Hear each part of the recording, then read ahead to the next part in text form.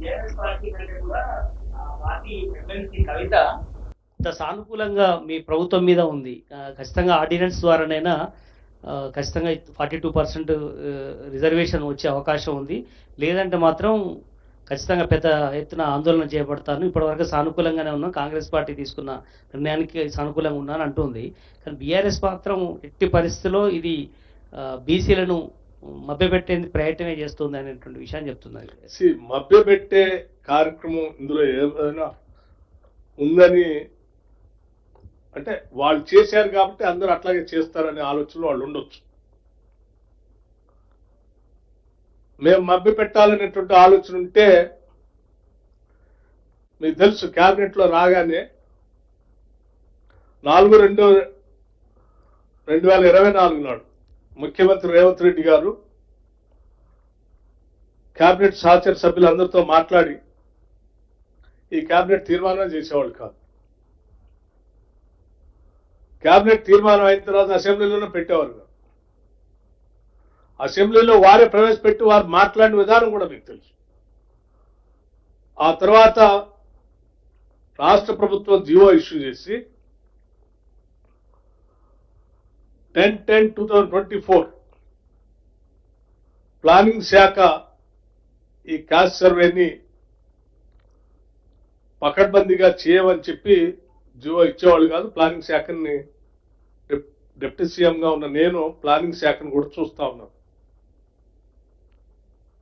ఆ శాఖ ఆ జీవో ఇచ్చిన నాటి నుంచి ఈనాటి వరకు మొత్తం సభ అయ్యేంత వరకు కాన్స్టాంట్ గా మా ప్రభుత్వంలో ఉన్నటువంటి మంత్రులు కానీ, ముఖ్యమంత్రి గారు కానీ, అధికారులు కానీ, సిఎస్ దగ్గర నుంచి కింది స్థాయిలో ఈ క్యాస్ట్ సర్వేలో పాల్గొన్న కింది స్థాయిలో అధికారి వరకు కూడా ఇంత పకడ్బందీగా చేసి దీన్ని స్పష్టంగా సభలో పెట్టేవాళ్ళం కాదు. ఇవన్నీ ఇంత పకడ్బందీగా చేసి పెట్టాం కాబట్టి ఈరోజు మేము దేశం మొత్తం మీద కూడా దీని మీద ప్రభావం చూపించి చివరికి దేశం కూడా దీన్ని తెలంగాణ మోడల్ ఫాలో కావాలనేటువంటి పరిస్థితి క్రియేట్ చేయగలిగాం. అంటే దట్ షోస్ అవర్ కమిట్మెంట్. మా సంకల్పం కానీ, మా నిబద్ధత కానీ వీటన్నిటి ద్వారానే మీకు అర్థం అవుతాం. దీంట్లో ఏమాత్రం ఇది ఉన్నా కానీ వాళ్ళ కేంద్ర ప్రభుత్వం, ప్రధానమంత్రి సాక్షాత్ నరేంద్ర మోడీ గారు కూడా మేము కూడా చేస్తామనేటువంటి పరిస్థితి ఉత్పన్నమైంది కాదు. సో దీంట్లో మేమొక్కడే కాదు, రాష్ట్రంలో ఉన్న స్టేక్ హోల్డర్స్, అనేక రకాలైనటువంటి మీడియా హౌసెస్, లేకపోతే మీడియా మిత్రులు కూడా చాలా మంది దీనిపైన విరివిగా ప్రాచుర్యం కల్పించడమే కాదు, అందరూ పాల్గొనేటట్టు కూడా చేశారు. Success of the Telangana state as a whole, such story. ఈరోజు తెలంగాణ స్టేట్ ఈరోజు దేశానికి ఒక రోల్ మోడల్గా మారింది. స్వతంత్ర భారతదేశంలో ఇంతవరకు ఎప్పుడు కూడా ఏ రాష్ట్రంలో కూడా ఇంతవరకు కాస్ట్ సర్వే ఈ రకంగా జరగలేదు. మొట్టమొదటిసారి ఇది తెలంగాణలో జరిగింది. ఆ తెలంగాణలో జరిగిందే రేపొద్దున దేశానికి దశ దిశ నిర్దేశం చేస్తాం. అధికారికంగా జనాభా లెక్కలు జరుగుతున్నాయి కదా, అధికారికంగా తెలంగాణ గవర్నమెంట్ రేపు సెంట్రల్ గవర్నమెంట్ చేసే క్యాస్ట్ సెన్సస్ కి ఇది వాడుకోండి, ఇది మేము అఫీషియల్ గా స్టేట్ గవర్నమెంట్ ఎంప్లాయీస్ తో చేసాము, రేపు జనాభా లెక్కలు కూడా స్టేట్ గవర్నమెంట్ ఎంప్లాయీసే చేస్తారు. సేమ్ గవర్నమెంట్, సెంట్రల్ గవర్నమెంట్ చేసి కూడా సేమ్ వర్క్ రిపీటెడ్ గా జరుగుతుంది. కాబట్టి తెలంగాణలో ఆల్రెడీ క్యాస్ట్ సెన్సస్ అయింది కాబట్టి ఇక్కడ స్టేట్ గవర్నమెంట్ ఎంప్లాయీస్ చేశారు కాబట్టి మళ్ళీ వాళ్లే చేయడం ఎందుకని మీరు సెంట్రల్ గవర్నమెంట్ సెన్సస్ డిపార్ట్మెంట్ కి ఇది అఫీషియల్ గా పంపిస్తారా? మళ్ళీ సెంట్రల్ గవర్నమెంట్ చేసేది ఈ సంవత్సరం చేయదు కదా.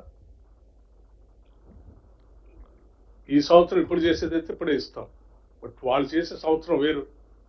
అప్పటికల్లా జన మరణాలు ఉంటాయి, మార్పులు ఉంటాయి, ఇప్పుడు చేస్తారు. చేయదు, తప్పే ఉంది. దేశం అంతా చేస్తూ ఉంటారు. కేంద్ర హోంశాఖ నుంచి మన స్టేట్ గవర్నమెంట్కి ఏదైనా వివరణ కోరినటువంటి సందర్భాలు ఉన్నాయా సార్? అంటే ఈ బిల్లు మీద ఏంటి, ఎలాంటి అంశాలు ఉన్నాయి అన్నటువంటి దాని మీద ఎక్స్ప్లెనేషన్. కేంద్ర ప్రభుత్వం ఏ సమాచారం అడిగినా రాష్ట్ర ప్రభుత్వం 24/7 అందుబాటులో ఉండి ఎప్పటికప్పుడు ఏ సంవత్సరం ఇవ్వడానికి సిద్ధంగా ఉంది, పంపిస్తున్నాం. No issue. సార్, ఇప్పటికిప్పుడు 9th షెడ్యూల్లో చేర్చడం అనేది సాధ్యం కాదు అనేటువంటి విషయాన్ని న్యాయ నిపుణులు చెప్తున్నటువంటి పరిస్థితుల్లో ఒకవేళ ఆర్డినెన్స్ ద్వారా కనుక తీసుకొస్తే మరి ఫర్దర్గా హైకోర్టులో కావచ్చు లేదా ఫర్దర్ కోర్టులో ఎవరైనా కేసు వేస్తే దాన్ని నిలబడేటువంటి పరిస్థితిని మీరు ఎలా ఎదుర్కోబోతారు? నిజంగా మేము అన్ని రకాలుగా ఈ పరిస్థితిని ఎదుర్కోవటానికి సిద్ధంగానే ఉన్నాం. ముందుగా నెగిటివ్గా ఆలోచించకుండా పాజిటివ్గా ఆలోచిస్తూ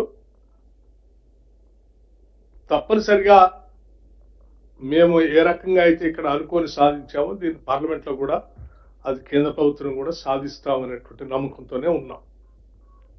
ఎందుకంటే మాతో పాటు ఈ సభలో ఈ బీసీ బిల్లును ప్రవేశపెట్టినప్పుడు మిగతా రాజకీయ పార్టీలు కూడా దానికి మద్దతు ఇచ్చి ఇది అవసరమే అని చెప్పారు గట్టిగా.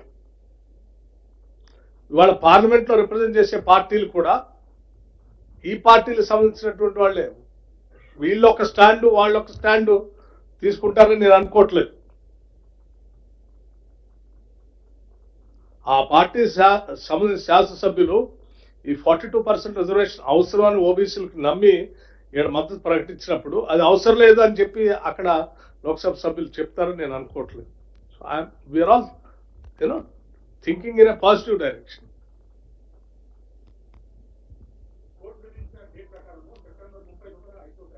చేయాలనే మా సంకల్పం. దానికోసమే ఈరోజు ముఖ్యమంత్రి గారి నాయకత్వంలో వీళ్ళందరినీ కలిసి will meet everyone. Sir, ordinance కు గవర్నర్ ఆమోదం లభించిన తర్వాత జీవో ద్వారా రిజర్వేషన్ కల్పించి ఎన్నికలకు పోవాలని మీ ఆలోచన. కానీ దాన్ని హైకోర్టులో సవాల్ చేస్తారన్న అనుమానాలు ఉన్నాయి. కానీ ఇప్పటిదాకా కేవేట్ వేయలేదని చెప్పేసి కూడా కవితతో పాటు మరికొంతమంది ప్రతిపక్ష నేతలు ఆరోపించారు. 10 ఏళ్ళు పరిపాలన చేసినటువంటి వాళ్ళు రకరకాలైనటువంటి ఏంటి వీళ్ళకి న్యాయం చేయాలనేటువంటి ఆలోచన లేదు కాబట్టి వాళ్ళు అలా గాలి వదిలేశారు అన్నిటినీ. మేము చాలా స్పష్టంగా మాకు సంకల్పం ఉంది కాబట్టి చాలా సీరియస్గా ప్రతిదీ మెటిక్యులస్గా ప్లాన్ చేసుకొని చేస్తూ ఉన్నాం. మా స్టెప్ 1 రేపు పార్లమెంటు నడుస్తూ ఉంది. పార్లమెంట్లో అందరూ ఒప్పించి దాన్ని పాజిటివ్ తీసుకుని వద్దాం అనేది మా అందరి పాజిటివ్ ఆలోచన. మీరు కూడా అదే స్థాయిలో అదే రీతిలో బలైన వర్గాలకు సంబంధించి న్యాయం జరగాలని కోరుకుంటున్నారని మీరు కూడా అదే డైరెక్షన్లో ఒక పాజిటివ్ సంకేతాన్ని ఈ రాష్ట్రానికి దేశానికి కూడా అందించామా? తర్వాత మీరు మీడియా ముందుకు వచ్చారు.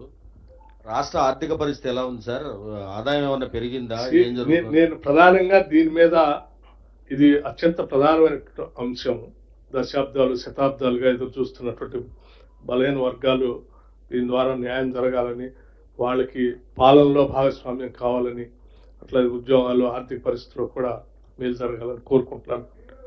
దాని మీదనే దృష్టి సారించి ఫోకస్డ్గా రేపు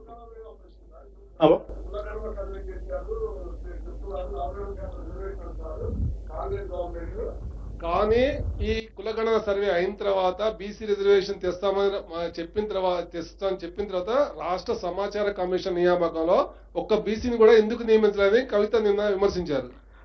ఒక సమాచార కమిషన్ ఒకటే ఉందండి, రాష్ట్రంలో చాలా ఉన్నాయి కదా. హోలిస్టిక్ గా గవర్నమెంట్ లో చూసుకుంటా చాలా పెద్ద ఎత్తున మేము సోషల్ జస్టిస్ చేసుకుంటూ వెళ్తాం. అంటే ఒక్క పోస్ట్ కూడా బీసీలకు ఇవ్వకపోవడం అనేది మీరు అది ఒకటే కాదు కదా, రాష్ట్రంలో నామినేట్ చేసినవి చాలా ఉన్నాయి, ఎంపిక చేసినవి. ఆ ఎంపిక చేసినటువంటి వాటిలో చాలా ఉన్నాయి. ఓవరాల్ గా తీసుకుంటే అది దాటిపోయే స్థాయిలోనే చేస్తున్నాం. వారికి ఏమైనా మేము 50% దాటితే ఏమైనా ఇబ్బంది ఉంటే చెప్పండి. మంత్రులు 42% అంటే ఆల్మోస్ట్ 7-8 మంది వచ్చే అవకాశం ఉంది కదా, ఎందుకు ఇవ్వలేకపోయారు?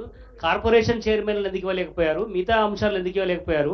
నిజంగా చిత్తశుద్ధి ఉండి వీళ్ళు 42% ఇచ్చే అవకాశం కనిపించట్లేదు అనేది బయట కావచ్చు, సోషల్ మీడియా. ఎవరికి అటువంటి సందేహం ఉండాల్సినటువంటి అవసరం లేదు. ఈ గవర్నమెంట్ వచ్చిన తర్వాత మొదలుపెట్టినటువంటి కార్యక్రమం ఇది. కార్పొరేషన్ చైర్మన్స్ లో కూడా సామాజిక న్యాయం ఉంటుంది పూర్తి స్థాయిలో.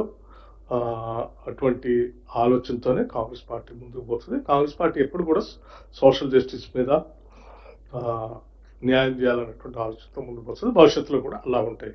ప్రస్తుతానికి ఈ 42% బిల్లుకి సంబంధించి, రిజర్వేషన్ సంబంధించి మీరంతా దీనికి సహకరించాల్సిందిగా పూర్తి స్థాయిలో ఒక పాజిటివ్ అప్రోచ్ని దీన్ని వాళ్ళకి న్యాయం చేయడం కోసం మనం అందరం కలిసి పనిచేయాలి.